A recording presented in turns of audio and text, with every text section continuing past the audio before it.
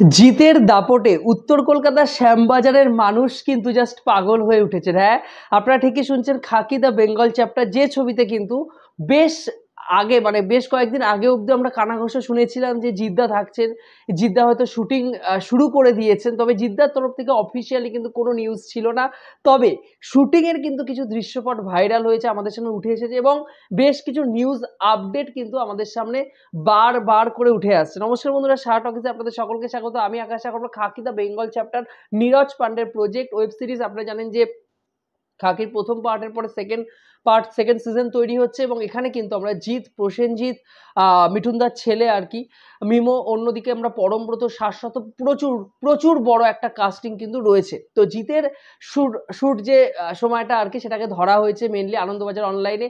আমরা দেখতে পেলাম যে উত্তর কলকাতার শ্যামবাজার মোহনলাল স্ট্রিট, সেখানে বেশ কিছুদিন আগে মানে ভোটের রেজাল্টের আগে আর কি 3 তারিখ সেখানে নীরজ পান্ডের গোটা টিম গিয়েছিল সেখানে রেকি করতে। সেখানে তারা দেখেছেন, সেই জায়গাটা তারা ভিজিট করেছেন, সেখানে ফটো তুলেছেন প্রচুর এবং সেখানে শুটিং হবে যেহেতু বেশ কয়েকটা বাড়িতে কিন্তু সেখানে রং করা হয়েছে, নতুন করে রং করা হয়েছে, যেখানে রং চটে গেছিল সেখানে কিন্তু ফেক কিছু কল মানে চায়ের দোকান, কলপার তৈরি করা হয়েছে।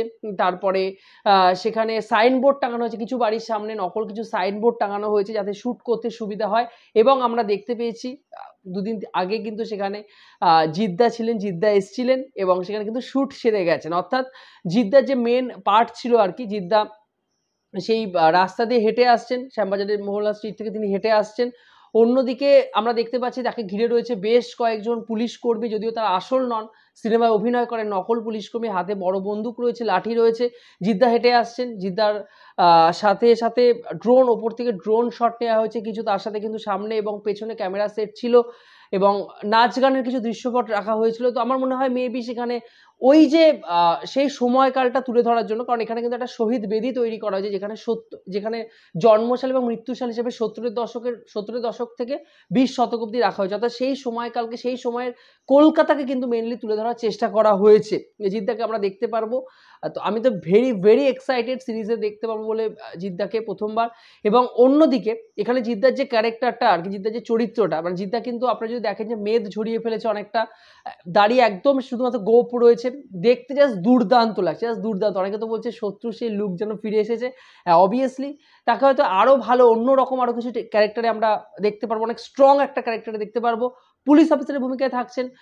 অন্যদিকে আমরা মিমোর ক্যারেক্টারটা, মিমোর চরিত্রটা যদিও এখানে আমরা তাকে আলাদা করে দেখিনি, মেবি যেটুকু ছবি আমরা পার্ট দেখতে পেয়েছি, কিন্তু শহরের অন্য প্রান্তে মানে অনেক কটা গল্পকে জুড়ে কিন্তু প্রত্যেকটা এপিসোড তৈরি করা হয়েছে। প্রত্যেকটা এপিসোডে কি জিদ্দা থাকবেন, নাকি কোনো একটা স্পেশাল এপিসোডে তাকে রাখা হয়েছে, নাকি প্রত্যেকটা এপিসোডেই জিদ্দা পুলিশ ইন্সপেক্টরের ভূমিকায় ইনভেস্টিগেশন করবে, সেটাই কিন্তু এখন দেখার।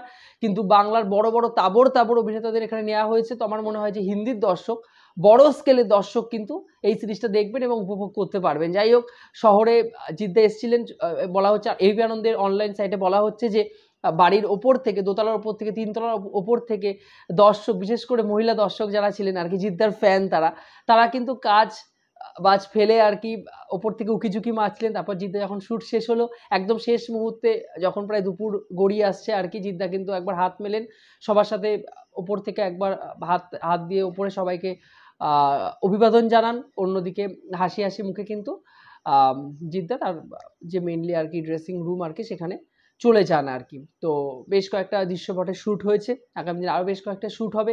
পরপর যেরকম আপডেটস আসবে আপনাদের সাথে কিন্তু আমি শেয়ার করবো। আমি নিজে কিন্তু এক্সাইটেড হয়ে রয়েছি।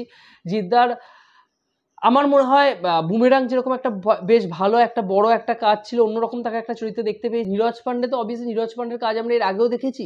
নীরজ পান্ডে কিন্তু খুব সুন্দরভাবে তাদের অভিনেতাদেরকে স্টাবলিশ করতে পারে, তাদের অভিনেতাদের কিন্তু কাজে লাগাতে পারেন। ডায়লগ বলুন, যে স্কেলে তৈরি করে তার সিনেমাটা, দর্শক কিন্তু মানে গোটা সিনেমাটার সাথে এনগেজিংভাবে এনগেজ হয়ে থাকে, বা গোটা সিরিজের সাথে কিন্তু আমার মনে হয় এখানে কিন্তু এনগেজ হয়ে থাকবে। এটা কিন্তু একটা বড় ব্যাপার এবং এর কাস্টিং দুর্দান্ত। দেখা যাক কি হয়। আমি কিন্তু এক্সাইটেড হয়ে রয়েছি। আপনারা জানাবেন জিদ্দা যারা ফ্যান, খবরটা শুনে আপনারা কতটা এক্সাইটেড হয়ে উঠেছেন আমার কমেন্ট বক্সে জানাবেন। ভিডিওটি ভালো লেগে থাকলে, এরকম ইনফরমেটিভ ভিডিও পেতে চ্যানেলটিকে অবশ্যই সাবস্ক্রাইব করে পাশে থাকবেন। আর হ্যাঁ, এখন কিন্তু আপনারা আমাকে অভিযোগও জানাতে পারেন shahatalkies@gmail.com এই অ্যাড্রেসে মেল করে। অন্যদিকে আমাদের ইনস্টাগ্রাম আইডি আছে, ফেসবুক আইডি আছে, যেগুলোকে আপনারা ফলো করে দিন। আমি ডিসক্রিপশন বক্সে লিঙ্ক দিয়ে দেবো। ভালো থাকবেন সবাই। জয় হিন্দ।